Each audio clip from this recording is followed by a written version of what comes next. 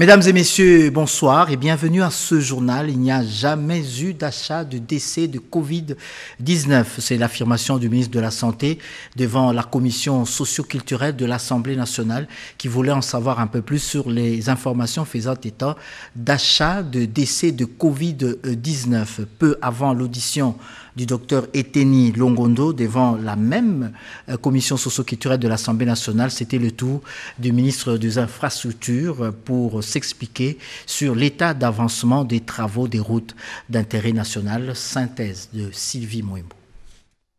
Dans sa réplique aux multiples questions lui posées par les députés nationaux membres de la commission infrastructure, travaux publics et aménagement du territoire, le vice-premier ministre, ministre des infrastructures et travaux publics, semble avoir étanché la soif des élus nationaux de cette commission permanente de l'Assemblée nationale sur les questions des routes nationales et provinciales, sur la rétrocession des fonds générés par les FONER et les catastrophes qui surviennent à Kinshasa. Nous avons abordé toutes ces questions auxquelles nous avons donné des réponses. Nous attendons la sentence des députés qui, du reste, ont promis de nous accompagner, a indiqué le vice-premier ministre, ministre des Infrastructures et Travaux publics, Willy Ngopos. Vous savez que nous dirigeons un secteur qui est un secteur très crucial. Les honorables députés sont des élus de circonscription qui représentent pratiquement la quasi-totalité de la République. Et les problèmes des routes, des infrastructures, c'est un problème qui touche tout le monde. L'Assemblée nationale, évidemment, qui a dans ses sections des commissions par moment, et justement, je pense que la raison première n'est pas d'être seulement les policiers du gouvernement. Déjà qu'ils sont l'organe qui alloue le crédit au sein du ministère, c'est pour ça qu'ils sont l'organe compétent de l'autorité budgétaire. Et il est normal qu'ils puissent évaluer d'abord l'utilisation du crédit alloué dans vos ministères respectifs, éventuellement de voir, dans le cadre de l'accompagnement, dans quel domaine, quelle est la difficulté que vous pouvez avoir par rapport à un texte ou par rapport au crédit. J'ai vraiment senti la grande volonté de la Commission pour nous accompagner. Nous avons compris qu'il y a des choses qui marchent et d'autres qui ne marchent pas à cause de certaines difficultés qu'ils rencontrent. Nous avons donné les dossiers à la sous-commission des infrastructures et aménagement du territoire. Nous allons faire des recommandations à présenter à la plénière de l'Assemblée nationale, a souligné le président de la commission, Christian Mwando. Aucun cadavre n'a été racheté par des comités du Covid-19. Le ministre de la Santé publique, Eteni Longondo, l'a confirmé devant les élus nationaux, membres de la commission socio-culturelle de la Chambre basse du Parlement. Sous la conduite du député national Marie-Ange Lukiana, présidente de la commission des sages de la Chambre basse du Parlement, les membres de cette commission ont évalué les dossiers traités au cours de la session ordinaire de mars 2020. Selon le rapporteur adjoint du comité des sages, le député national Donatien Balekela Ibeya, les quelques dossiers restants ont été distribués au sous-comité en vue de poursuivre leur traitement. Et puis à l'Assemblée nationale, toujours, considérant l'état d'urgence sanitaire, le bureau informe les députés nationaux que la clôture de la session ordinaire de mars 2020, initialement prévue pour ce lundi 15 juin 2020, en application de l'article 115 de la Constitution, est retardée conformément à la Constitution, plus précisément à l'article 144, alinéa 3. Le président de la République a appris avec une profonde tristesse le décès inopiné de M. Pierre Lumbi Okongo, ancien ministre des Affaires étrangères, de Poste, Téléphone et Télécommunications et ancien président du Conseil de sages du Rassemblement. Le chef de l'État présente ses sincères condoléances à la famille de l'illustre disparu et au regroupement politique Ensemble pour le changement. Autre message de condoléances du président de la République, cette fois-ci à l'endroit du Parti lumumbiste unifié, à la suite du décès de M. Gizenga Lugi, secrétaire général. Le chef de l'État présente ses sincères condoléances à la famille de l'illustre disparu et à l'ensemble du Parti lumumbiste unifié. Les deux communiqués sont signés par le directeur de cabinet adjoint, le directeur de cabinet ad intérim du chef de l'État, en la personne de Désiré Kolongele Eberand. La province du Kwango, voisine de Kinshasa, demeure enclavée. Les élus locaux sont inquiets de la situation de leur province qui, malgré la proximité géographique de leur entité avec Kinshasa, demeure toujours dans la précarité. Ils sont allés à la primature rencontrer le chef de l'exécutif national pour échanger sur cette question. Le reportage de Françoise Bouila. La province du Kwango fait face à plusieurs difficultés, au nombre desquelles le manque d'infrastructures de base, des érosions, rongent des grandes villes. Les parlementaires du Kwango sont venus soumettre ces préoccupations au Premier ministre Ilunga Ilunkamba ce lundi 15 juin 2020. Nous avons également évoqué les érosions qui menacent les villes de Kenge, de Kasongolunda, de Feshi, de Kayemba, et qui sont en fait les 3 villes que détient notre province. Aussi, quand vous arrivez au chef-lieu de la province, la ville est noire. Pas d'électricité. Actuellement, il manque même de l'eau. Et tous ces dossiers ont été soumis au Premier ministre pour que celui-ci puisse s'impliquer afin de faciliter la connexion ou le transport du courant du parc de Bukangalonzo vers la ville de Kenge. Nous n'avons pas oublié l'épidémie qui a ravagé les cheptels au niveau de la province du Kwango, plus précisément dans le territoire de Feshi et Kasongolunda. Et le Kenge également, parce qu'il y a eu une partie de Mawanga, je crois, qui a été touchée. La paye perturbe le calendrier scolaire. Les enseignants abandonnent les salles de classe pendant des semaines. Le porte-parole du groupe, l'honorable Jean-Pierre Passisa-Pamba, fait des propositions au gouvernement. Nous avons également révélé au Premier ministre les problèmes que rencontrent les fonctionnaires et agents de l'État du Kwango qui attendent leur salaire 4 mois, 5 mois par Tembe et par Ecobank. Alors que l'État verse les salaires régulièrement, mais ceux-là quittent leur milieu d'origine pour venir attendre le salaire dans des chefs-lieux de territoire, et cela leur prend 1 semaine, 2 semaines, voire des mois, alors que certains sont des enseignants et que nous avons proposé au Premier ministre soit qu'on retourne vers les comptables, soit qu'on se serve de Caritas qui, lui, paye l'argent au lieu des services. En pleine crise économique, le chef du gouvernement ne ferme pas ses portes. La République doit répondre aux besoins exprimés par le souverain primaire, bien que l'arbitrage soit difficile.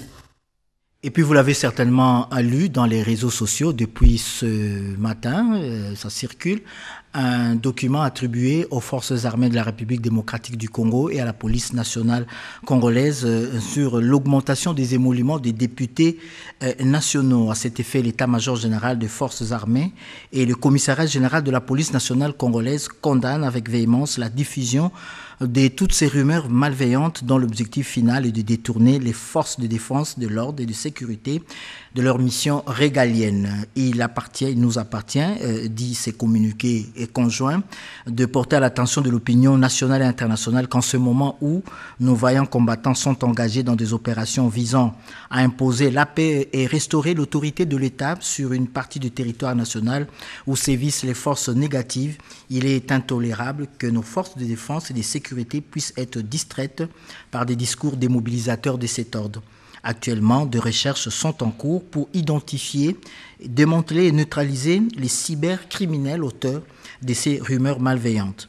L'état-major des forces armées de la République démocratique du Congo et le commissariat général de la police nationale congolaise lancent un appel à l'unité, à la discipline, au calme et à la sérénité à l'endroit des militaires et des policiers, étant donné que le commandant suprême veille d'une manière particulière à l'amélioration des conditions sociales des militaires et des policiers.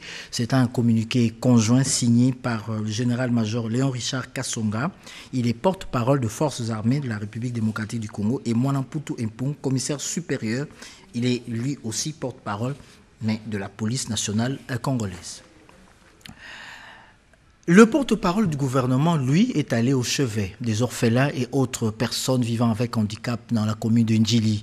Jolino Makelele a communié avec ces personnes vulnérables ce dimanche à Ndjili. Fallon Malongi vous propose ce reportage en attendant une page spéciale prévue à la fin de ce journal. C'est dans un moment de compassion envers les personnes vivant avec handicap, les vulnérables et les orphelins durant cette période de dures épreuves frappées par la pandémie de la Covid-19 que le ministre d'État, ministre de la Communication et Médias, David Jolino dit Wampové Samakelele, était sur le terrain, parcourant les centres réservés à ces vulnérables, les ONG et les orphelinats de la commune d'Ndjili. Dans son escarcelle, des vivres et une enveloppe étaient octroyés à ces personnes afin de subvenir à leurs multiples besoins de base. Ce véritable travail de terrain a commencé au centre d'handicapés au quartier 7, où avant tout, l'exhortation était au menu, se basant sur un témoignage édifiant en vue de fortifier les bénéficiaires. Il en a appelé à la vigilance et au respect strict de gestes et barrières pour lutter contre ce fléau. Au centre d'orphelins à Mema, le ministre d'État a aussi distribué des vivres et a encouragé les responsables de veiller soigneusement sur l'application minutieuse de mesures d'hygiène et sanitaires telles que vulgarisées par les autorités contre la propagation de la Covid-19. Outre ces directives épinglées, la distanciation sociale était aussi mise en exergue durant sa visite à l'association Fraternité au quartier 6, c'est là avant de procéder à la remise des vivres. C'est quasiment le même tableau à la congrégation de sœurs thérésiennes de Kinshasa, œuvre sociale du centre de maison d'espoir. David Jolino dit Wampové Samakelele est d'abord passé au lavage des mains avant de relayer son adresse. Enfin, dernière étape, les centres d'hébergement des enfants démunis au quartier 8 où il a vivement encouragé ses interlocuteurs. Le ministre d'État a été aussi très attentif aux préoccupations soulevées partout où il est passé. Il a promis fermement tout son soutien, surtout en cette période dure où la solidarité devrait être prouvée à tous. Non loin de là, la route Ndjili-Sekomaf, l'une des voies d'évacuation des produits agricoles vers les grands centres de consommation. Cette route, ai-je dit, est délabrée et quasi inaccessible au ministère du Développement rural. L'on évalue les voies et moyens devant réhabiliter cette route si vitale pour l'approvisionnement de Kinshasa. C'est un reportage de Rodé Panda. Sekomaf, qui débute dans la commune d'Ndjili, est une voie de communication qui relie la capitale Kinshasa et les territoires de Kasangulu, province du Congo central. C'est une route d'une grande importance pour les cultivateurs, maraîchers et autres paysans agriculteurs de par son caractère agricole. Jadis, elle était macadamisée, facilitant ainsi l'évacuation des produits agricoles des riverains. Aujourd'hui, cette route d'Ndjili-Brasserie se trouve dans un état de défection criante. Elle est méconnaissable. C'est très difficile d'assurer les transports. Seuls les motos et petits véhicules qui osent passer par ici. Le ministre du Développement rural, Guy Mikulu Pombo, qui a la responsabilité d'apporter des solutions aux problèmes des routes de dessertes agricoles, tient à sa réhabilitation dans le cadre des projets prioritaires initié par le gouvernement en vue de faciliter l'approvisionnement de Kinshasa en denrées alimentaires de première nécessité. Dès son arrivée sur le terrain pour cette visite d'inspection, ce sont des cris de détresse des usagers et des riverains qui l'ont accueilli. C'est déplorable pour l'état de cette route Sekomaf. Depuis que cette route s'est détériorée, c'est vraiment le calvaire que nous vivons. Nous espérons que votre visite nous apporte les changements et la solution. Cette route permet l'évacuation de beaucoup de produits tels que les charbons ainsi que les maniocs. Les mauvais états de la route a abîmé ma moto qui assure la survie de mes enfants. Pour le ministre du Développement rural, la réhabilitation de cette route Sekomaf n'est qu'une question de jours. C'est une route très importante pour l'évacuation des produits agricoles. C'est un grand bassin de production. Donc la route est dans un état de délabrement le plus avancé. Je pense que c'est très important de réhabiliter cette route pour l'approvisionnement de la ville de Kinshasa en produits agricoles. Nous faisons d'abord l'évaluation parmi les tronçons à réhabiliter pour retenir le tronçon de Sekomaf, Dingi, Kasangulu. Il s'est de noter qu'au cours de cette visite d'inspection, le ministre Guy Mikulu Pombo s'est fait accompagner de membres de son cabinet. New Delhi est intéressé par le secteur des transports en RDC. Le sujet était à l'ordre du jour de la rencontre entre le diplomate indien en poste à Kinshasa et le ministre des Transports, Vital Paga.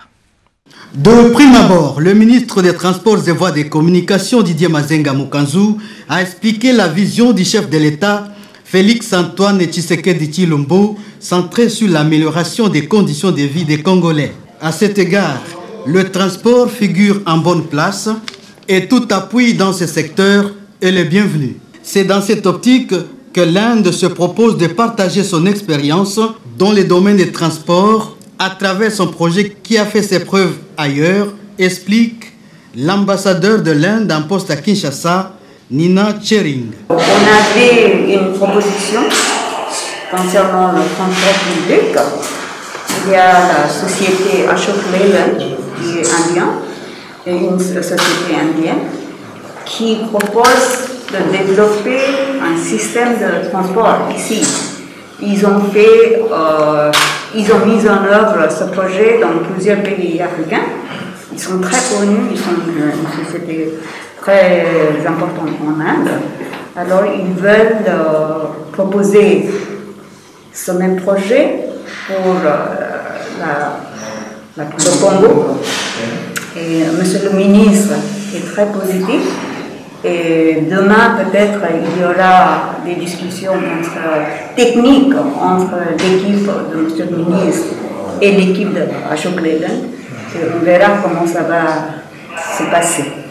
Un protocole d'accord sera sous peu signé pour matérialiser ces projets. Non à la stigmatisation et à la maltraitance de personnes du troisième âge. C'est le message de la communauté nationale à la faveur de la Journée internationale de personnes âgées. En écho à cette journée, le Home des vieillards de Cabinda, situé à quelques encablures de la RTNC, a été au centre de l'action des prises en charge de ces personnes âgées et qui sont diabétiques. Le diabète s'associe à une mortalité augmentée, à une diminution de l'état fonctionnel et à une augmentation du risque d'institutionnalisation. Les principaux défis dans la prise en charge d'un patient âgé est de reconnaître les signes d'un diabète inaugural, décompensé dans des manifestations atypiques et autres. Personnes jeunes ou vieux n'est donc quantité négligeable. Les personnes âgées courent un risque significativement plus élevé de mortalité et des maladies graves suite à une infection.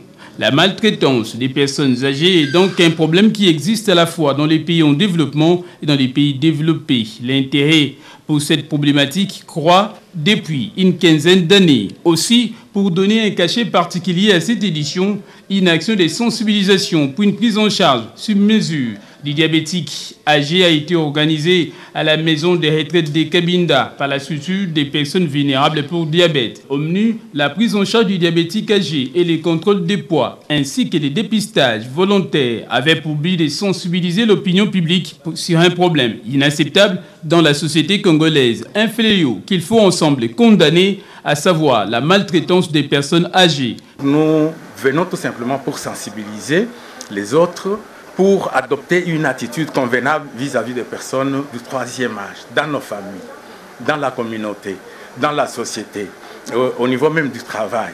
Quel traitement maintenant devrions-nous adopter vis-à-vis de ces personnes du troisième âge? Précisons-le que les personnes âgées ont les mêmes droits à la vie et à la santé que les autres. Reportage de Serge Mata avec Nicole Sessep. Nous allons nous rendre au quartier Badara, non loin de l'aéroport international de Ndjili. Ce quartier, les habitants de ce quartier viennent d'être dotés des forages d'eau, des ouvrages qui leur permettront d'avoir enfin de l'eau potable pour faire face à la pandémie. Répondant à l'appel à la solidarité nationale lancé par le chef de l'État, la lutte contre la Covid-19 passe par l'engagement de chaque Congolais. Ainsi, des forages d'eau ont été remis aux populations sinistrées du quartier Badara 4 dans la commune de Lansele et à celle du quartier Bikoukou dans la commune de Kimbantseke. Ouvrage réalisé par la Fondation Huidal du sénateur Guy Luandomboyo en partenariat avec le groupe Makutano sous l'impulsion de Madame Nicole Soulou-Chiyoyo. Et qu'en fait finalement les choses sont possibles quand on le veut. Et c'est pas grand chose, mais vous allez voir que ça va changer la vie de plusieurs familles dans le coin. Et on a parfois l'impression que ces personnes sont oubliées, mais l'eau est là. Et on est tellement content d'avoir été jusqu'au bout de ce projet et de voir ça, de pouvoir l'inaugurer aujourd'hui.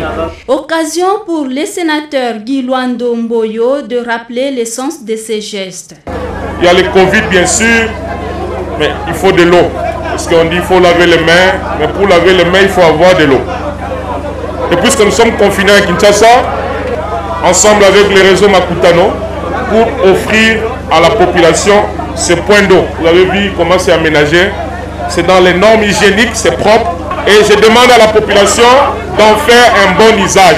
Les sinistrés du site Badara 4 ont loué cet acte de générosité de la Fondation Widal en collaboration avec le groupe Makutano. Privés d'eau potable depuis plusieurs années, les habitants du quartier Bikoukou dans la commune de Kimbanseke étaient dans la joie de voir couler cette denrée rare dans le robinet. La délégation a par la suite inspecté les travaux de construction du forage d'eau de Pakadjouma à Kingabwa, Limete.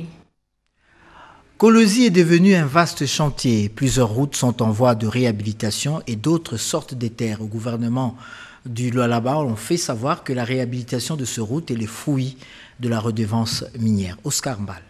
Le leadership du gouverneur du Lualaba, Richard Mouyej-Manguez-Mans, le développement de la base devient une réalité. Relayé dans la commune de Dilala par le bourgmestre Deogracias Kalubunda, la commune se dote des infrastructures fruit de la redevance minière. Construction des hôpitaux de référence à Kanina et dans la cité de Kapata. Réhabilitation des routes. Adduction d'eau potable dans les deux cités minières de Moussonoï et celle de Kapata, ainsi que d'autres projets qui sont en cours. C'est ce qui explique la visite d'inspection qu'a effectuée Deogracias Kalubunda pour se rendre compte de l'évolution des travaux, une action d'ensemble des autorités de la province. C'est une action d'ensemble. J'ai cité par exemple l'honorable Kamouni à l'Assemblée provinciale, j'ai cité son Excellence M. Mouyej, le gouverneur de la province, j'ai cité la commune, j'ai cité même la mairie. C'est une action d'ensemble parce qu'on ne peut pas construire quelque chose en étant seul. Nous faisons un effort d'ensemble pour que cette province, comme on a toujours l'habitude de l'appeler province pilote, que ce soit vraiment une province pilote par certaines réalisations. Emboîtant les pas du gouverneur Richard Mouyej-Manguez-Mans, l'autorité communale ne jure que par le développement de sa juridiction, une fierté pour le Lualaba. À Bukavu aussi, la voirie urbaine fait peau neuve. La société congolaise de construction SOCOC poursuit normalement avec les travaux de réhabilitation des 20 km de la voirie urbaine de Bukavu dans le cadre du programme d'urgence des 100 jours du chef de l'État Félix-Antoine Tshisekedi Tshilombo. Le dimanche 14 juin, l'entreprise a procédé à la pose de la couche d'enrobé sur 440 mètres d'une bande de route nationale numéro 2 sur le tronçon entrée de Bagira Kazingo sur la route Bukavu-Kavumu à la satisfaction des usagers. Je vois que quelque chose est en train d'être fait. Pourquoi je dis ça? Parce que je vois la route.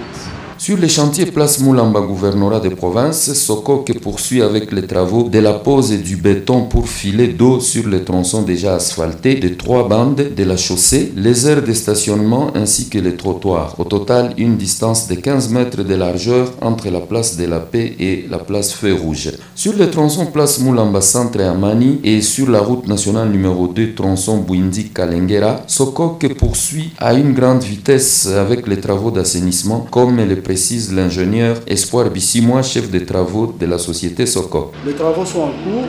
On a 20 km de travaux à exécuter. Il y a 3 axes, 5 axes. Seulement, on ne sait pas attaquer les 2 axes parce qu'il y a des poteaux de la SNEL à déplacer. C'est dans le respect des mesures barrières contre la Covid-19 que les travaux sont en train d'être exécutés. Les travaux sont financés par le Trésor public à travers le Fonds national d'entretien routier, FONER, sous la mission de contrôle du groupement VAC, TCE, Conspers et la mission de surveillance de l'OVD. Au Sud Kivu, le programme de 100 jours est une réalité. Quelques femmes réunies dans un collectif baptisé Synergie de forces vives féminines sont en train d'assainir les rues et ruelles de la commune de Ngiringiri. Peu avant, ces femmes ont sensibilisé ces populations sur le Covid-19. Redorer les blasons ternis en rendant plus salubres les principales artères et les grandes places de la commune de Ngiringiri, à travers divers travaux d'assainissement de la voirie urbaine, des curages de caniveaux, des ramassages d'immondices et des nettoyages de certains passages piétons, afin de susciter une culture écologique efficace, calquée sur les réalités concrètes de cette municipalité quinoise. Telles étaient les profondes motivations environnementales d'une synergie des forces vives de cette partie de la capitale congolaise. Membre de la structure Action citoyenne pour l'encadrement et le développement social ACDS, qui a organisé ce salongo. Vous s'organiser, vous créer comité, vous tient en place, vous n'avez salongo. C'est une initiative que nous avons prise pour la circonscription de la Funa. Chaque week-end, tous nos membres feront maintenant des salons dans leur quartier pour que ça soit propre. Chaque week-end. À travers ces travaux d'assainissement organisés, tant sur les avenues à Sosa, Birmanie, Chaba, Khartoum, Gambela, pour ne citer que celle-là, que dans certains marchés, la CEDES a saisi cette belle opportunité pour sensibiliser nos compatriotes à s'approprier et surtout à traduire en actes les gestes barrières liés à la riposte contre la pandémie du coronavirus dans la commune de Ngiringiri. Sensibilisation de la population contre Covid-19, sensibilisation de la population également contre Ebola qui n'a pas encore été totalement vaincu. L'association Nouvelle Génération Tshisekedi a poursuivi sa sensibilisation contre cette maladie. Elle est arrivée à l'étape de Songo dans la province du Sud-Ubangi. La nouvelle génération Tshisekedi NGT, avec son coordonnateur national, Junior Mata Melanga, ne cesse de se déployer dans la lutte contre la Covid-19. Les habitants des Zongo dans la province du Sud-Ubangi viennent de bénéficier à leur tour de kits sanitaires de la NGT. Sur place, Camille Moangui, coordonnateur provincial du Grand Équateur, a remis à titre symbolique de lave-mains, désinfectants et masques dans plusieurs sites de Zongo, entre autres à l'hôpital Saint-Joseph, à l'hôpital de référence des Zongo, à la mairie de Zongo, nous avons aussi quelques cachinets, à la direction provinciale de la DGM, à l'état-major de la police, à la prison centrale de Zongo, au marché central de Zongo. De leur côté, les bénéficiaires n'ont pas manqué de remercier les membres de la NGT et Junior Mata Melanga qui ne cessent de démontrer leur amour et attachement à la population congolaise. Je remercie également ces gestes combien louables posés par la nouvelle génération Tshisekedi. Ce sont des gestes pareils que nous avons besoin parce que ça sauve des vies. Je vous remercie très sincèrement. La NGT Zongo a par la même occasion débuté avec la formation gratuite de jeunes dans le souci de promouvoir l'entrepreneuriat. Signalons qu'à ce jour, ces structures philanthropiques s'est implantée dans toutes les provinces de la RDC. Et puis à la suite du décès de M. Pierre Lumbi, l'UDPS salue la mémoire du secrétaire général d'Ensemble pour le changement. Pour l'UDPS, la mort de cet homme est une perte immense pour la République. Au nom de l'UDPS, Augustin Kabouya exhorte les combattants de ce parti à soutenir la famille de Pierre Lumbi durant ces épreuves. À la RTNC également, il y a deuil. La radio-télévision nationale congolaise vient de perdre M. Jean-Pierre Kalema. Il était pendant longtemps directeur provincial de la RTNC Katanga et tout récemment coordonnateur de la RTNC 2. Hommage.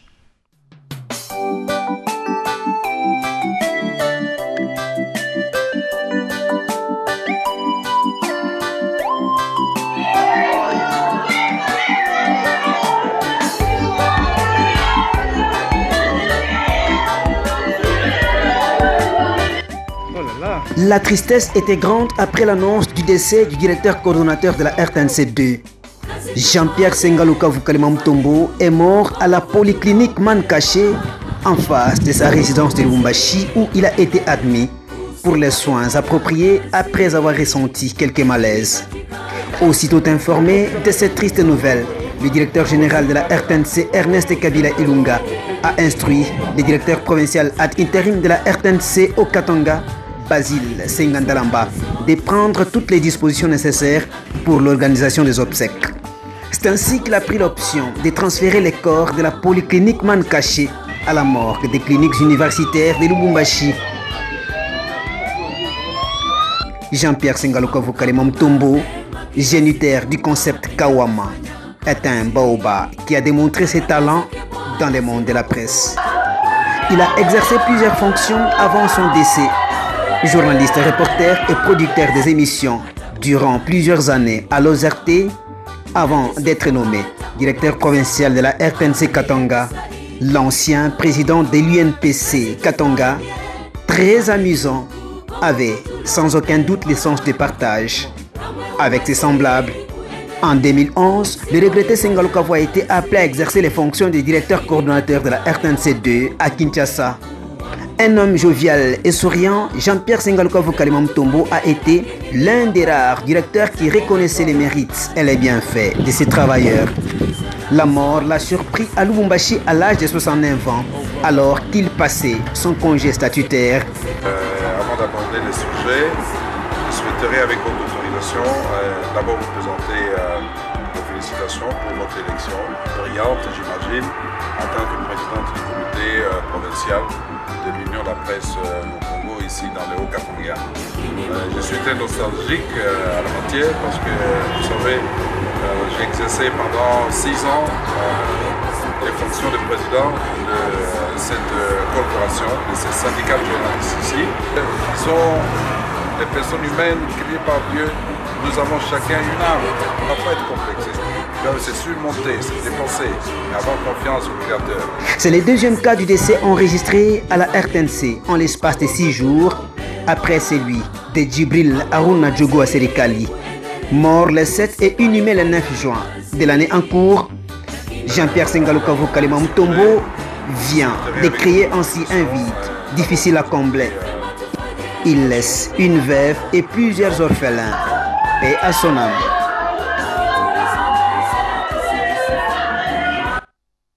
Et puis ce communiqué conjoint Forces armées de la République démocratique du Congo, police nationale congolaise, depuis l'avant-midi de ce lundi 15 juin 2020, un document attribué aux forces armées et à la police nationale contre l'augmentation des émoluments des honorables députés nationaux circule sur les réseaux sociaux. À cet effet, l'état-major général de forces armées et le commissariat général de la police nationale condamnent avec véhémence la diffusion de toutes ces rumeurs malveillantes dont l'objectif final est de détourner les forces de défense de l'ordre de sécurité de leur mission régalienne.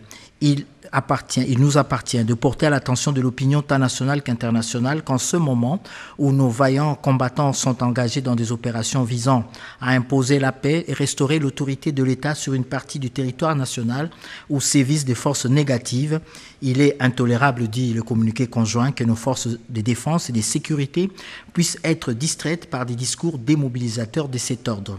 Actuellement, de recherches sont en cours pour identifier, démanteler et neutraliser les cybercriminels auteurs de ces rumeurs malveillantes. L'état-major général de forces armées de la République démocratique du Congo et le commissariat général de la police nationale congolaise lancent un appel à l'unité, à la discipline, au calme et à la sérénité à l'endroit des militaires et des policiers, étant donné que le commandant suprême veille d'une manière particulière à l'amélioration des conditions sociales des militaires et des policiers. C'est un communiqué de presse conjoint signé par le porte-parole de forces armées de la République démocratique du Congo, le général-major Léon Richard Kassonga, et Mwanamputu Mpung, commissaire supérieur et porte-parole de la police nationale congolaise. Fin de ce journal, merci infiniment de l'avoir suivi et prenez soin de vous.